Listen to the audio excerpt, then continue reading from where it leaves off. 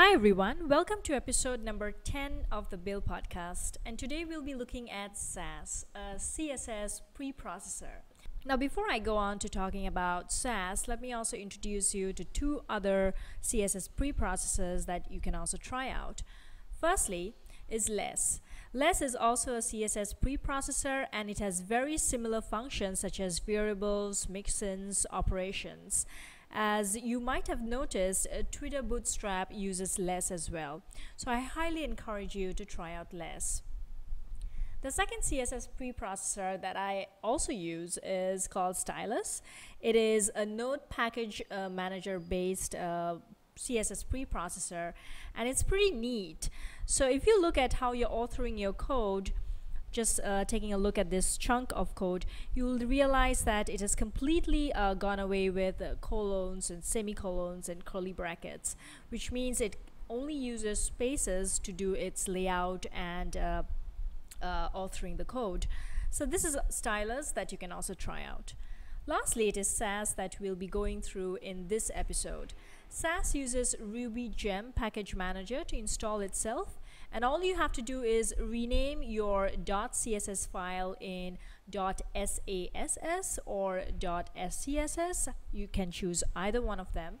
And finally, you can just watch it, and as you are saving the file, it will continuously generate a .css file for you in the development environment. So let's get started and create a little project on SASS. Today's project will be covering O notation. So since this is all about Build Podcast, so why don't we build something that also helps us to learn something in computer science or efficiency of algorithm.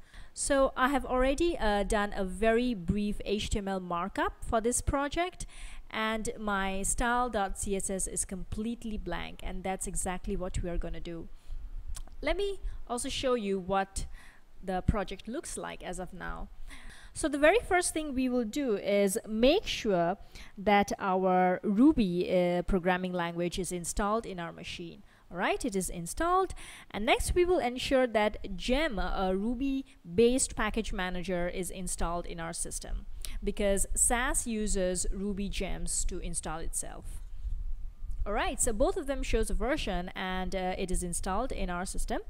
Next, what we will do is come back to our project file, and instead of SASS, we will rename this to SASS. Alright, so this is our SASS file. Next, what we'll do is we'll come into our terminal, and then we will press in these commands: sass-watch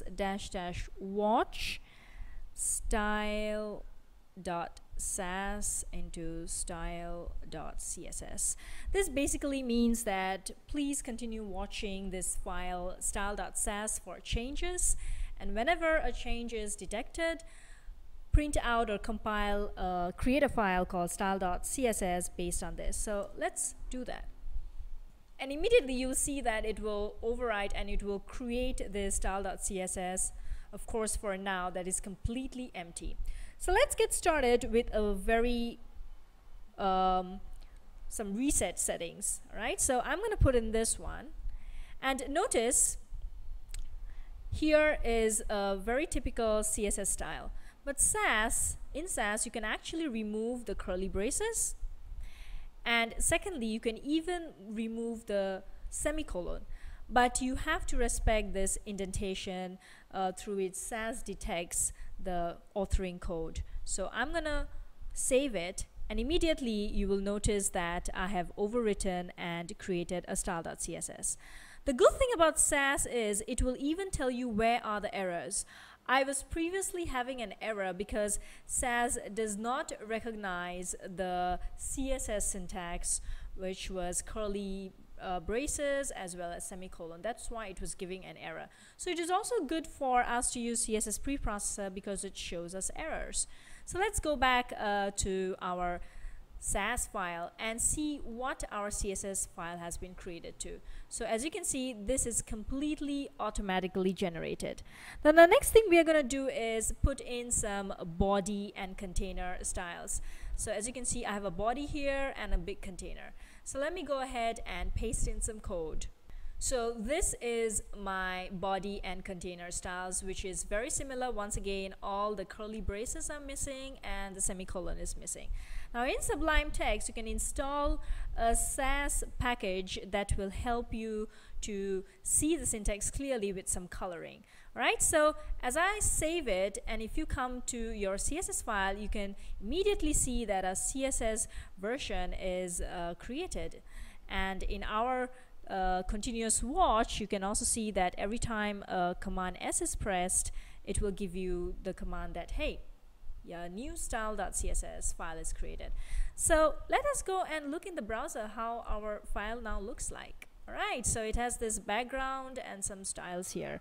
So next I'll go ahead and do some stylings to the table that we have here. So let me go back here and I will copy and paste in some code. So I've just pasted in some code here, and when I refresh it, it will look very just centralized with some border and padding. Alright, so over here I see 3 pixel and a color here. In SASS, we can actually create variables. So for example, the way you create variable is border-width, you give it a name and you give it a value. Now every time you want to call 3 pixel, you can just use this value. So I'm just going to replace it here. Same thing, I'm going to use the color here and call it like secondary color and give this color here. So every time we are using this color, we do not need to call it by hex code, but just call it by the variable. This makes it a lot more powerful. So let's just see how the SASS file is created. Alright, so there are no errors and we can already use variables in this way. So let's go ahead and do some more stuff to the table data. Here in the code, we see that we're just defining the width of each of the table data. So I'll just go and refresh it, and you can see that I have applied some padding and a little bit of width for each of the columns. Now in SASS, you can also do some nesting of the code. Look here that we are repeating these TDs. So in SASS, what we can do that instead of repeating them, we can kind of nest it. And what I'm going to do is I'm going to tab it here. Oops. I'm going to put ampersand symbol and just tab it. And this one I will tab it inside. So once you do that, it will do the same CSS code, but it kind of says that, hey, nth child 1 belongs to TD, and it's also very readable in this way. So I'm going to create some more nesting. So this is pretty neat. It kind of says that all the nth child 1, 2, 3, it's all under TD. You don't even have to repeat code. And when I come and see here, it's also very nicely intended in SASS. So it looks the same, but it just makes coding and authoring CSS so much faster. Next, I'll go ahead and do some stylings to the table rows. So in table row, we will create a border. And I will just copy and paste from the border table here. Right, so as you can see, because we use the variables, it just becomes so much more powerful that we can just repeat this code again. So let's go ahead and look how it looks like. Alright, so there's slight gray borders all around it. But what if we are repeating this code more and more in our entire style sheet, there's this thing in SASS called mixin. So using mixin, we can put a chunk of code inside the mixin and just call the mixin. So let's create one. I will go ahead and create a mixin, or so-called a function. So the way we do that is mixin, and then border table is the name of the mixin, and inside parentheses we can actually put in the arguments. So our first argument can be border width. The second argument can be a color. And every time this mixin is called, what we will do is it will paste in this code for border. So it will take in the border width, and solid will be just color. Right, and how do you then call it here? The way we call it is @include and then just the mixin name with the arguments. For us, the argument in color will be secondary color. Right? And I'm going to replace this here as well. So let's see how it looks like. Right, so it looks still pretty much the same, of course, but we have done this really powerful thing, because every time we want this snippet of code for border something something, we can just call the mixin. Now I also wanted to show you something that we can do with color. Instead of just calling the color, we can also darken the color. Darken this color by, let's say, a percentage value by 10%. Let me do it by 40% to show you. And when we do that and refresh, you can see that immediately we have a darker color. Let me do it by 20%. Alright, so and the color gets a lot lighter. I'll probably fix it at 10%. Okay, so here you see that you just have to refer to one color value and it can even darken or lighten the color. The next thing that we'll do is give a bit of coloring to our table rows. As you can see, it is totally transparent here, so let's give a little bit of coloring. So for the very first one, I will give a coloring to the first child. So as usual, it is ampersand, colon, and then first dash child. And I will probably keep it at background color white. And also I want the font weight to be bold, right? So let me save it once again and go back to the browser and look. All right, so you see immediately the changes. Now as you noticed with our example, the color will kind of lighten darken as we go through the row. So let's do that. And we have all the 9 rows here lightened by 5% every time the row increases. This basically means that the color will get darker. So let me refresh it and show you. Alright, so with the red we have a very beautiful color here. As you noticed, we only used a single color red here. So why don't we go ahead and replace the red and set it as a variable. So what I'm going to do is just call it base color and give it a color red. And every time I will have red,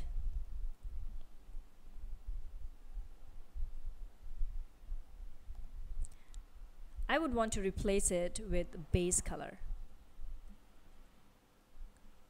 Right, so let me just go ahead and change all this. Base dash color. Okay, and of course the very first instance will be red. Awesome, this looks good.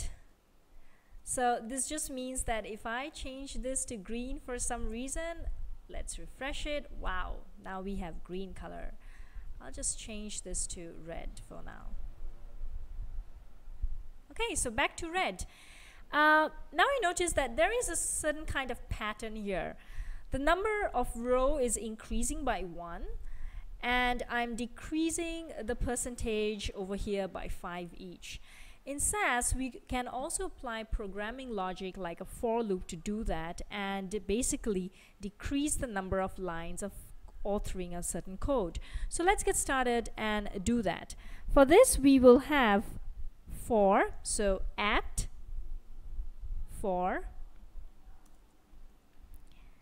so we'll say I, variable I, from 1 through 9. And after this we will do ampersand nth child. Now inside the bracket I would want the I to go in because here also it is iterating from 1 to 9. So how we do that is we'll do hatch, curly braces, then $I to denote that the variable has to go in here. And inside here we will do background color, which is what we are doing for each row. Lighten it by base color, which is also the same for all the rows. And we'll do 50% minus I times 5%. So this basically means that when I is 1, it will be 50 minus 5, which is 45. When I is 2, it will be 50 minus 10, which will be 40%. So you just make some calculations here. So as you can see, SASS also allows you for some calculation. And what I'll do is, next is I can just delete all this chunk. So notice how it makes the authoring of the code a lot more compact. So I'm going to save it and come back here. Of course, there's no difference, but it also makes our code a lot more compact and dynamic. So next time, if you want to have 20 rows, you can just change this 9 to 20 and it will iterate accordingly. So that was how for loop works in SASS.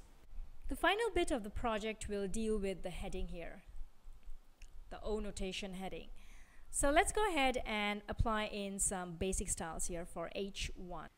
I'm going to save it and refresh it and look at it in the browser. Right, so this looks good.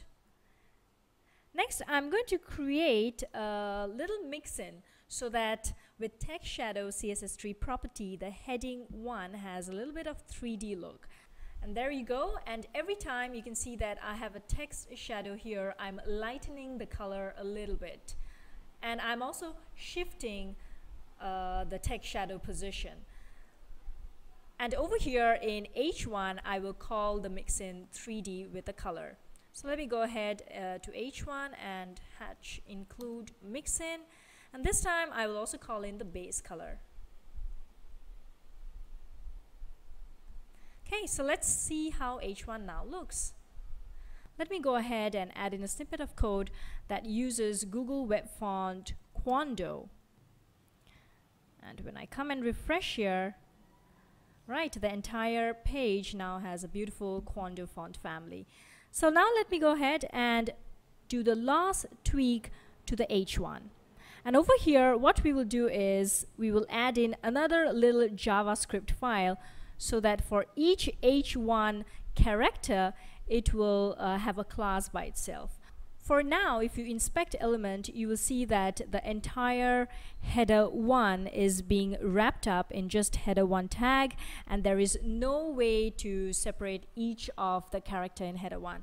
So for this, lettering.js is the key. So let me go ahead and paste in some code in index.html so that lettering.js is now supported. So let me just go ahead and do that. Okay, so I paste in some JavaScript code here which calls lettering and it calls H1. And when we do that, we come here and refresh, we will see that each of the character now has its own class denoted by car1, car2, all the way until car10. For H1, we will come back now to SASS1, and what we want to do is change the color saturation as it transforms from one character to another. And we have all the 10 characters here, calling the hue saturation with a certain base color and change by a certain degree. So why don't we go ahead and replace the entire thing by a for loop? And there you have it, the for loop, 3 degrees times I value. Now let's play around with the SASS file now that everything has been created. Why don't we go ahead and change our base color? And there you have it. It's a very beautiful color. Let me come back, and why don't we try another color?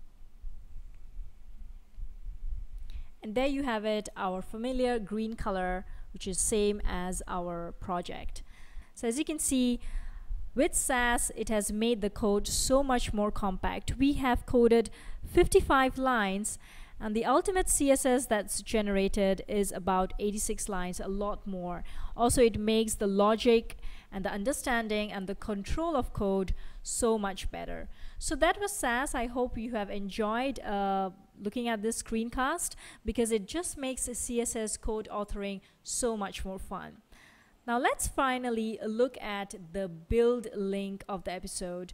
The build link of the episode is Leah Varu's CSS3 tools.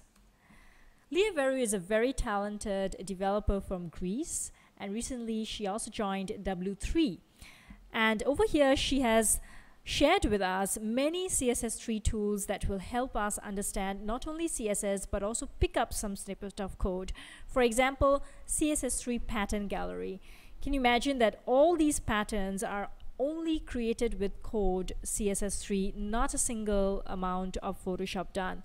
Or how about let's say understanding the pseudo class selector. Let's say we choose nth child and we choose the third one, what does it happen? If we choose 3N, what does it happen? So I highly encourage you to follow Leah Varu and her CSS3 tools and also her blog. And she has chock full of information and new tips. As it's called, her blog is Life at Bleeding Edge of Web Standards. So go ahead and check out her blog as well as the tools she has shared with us.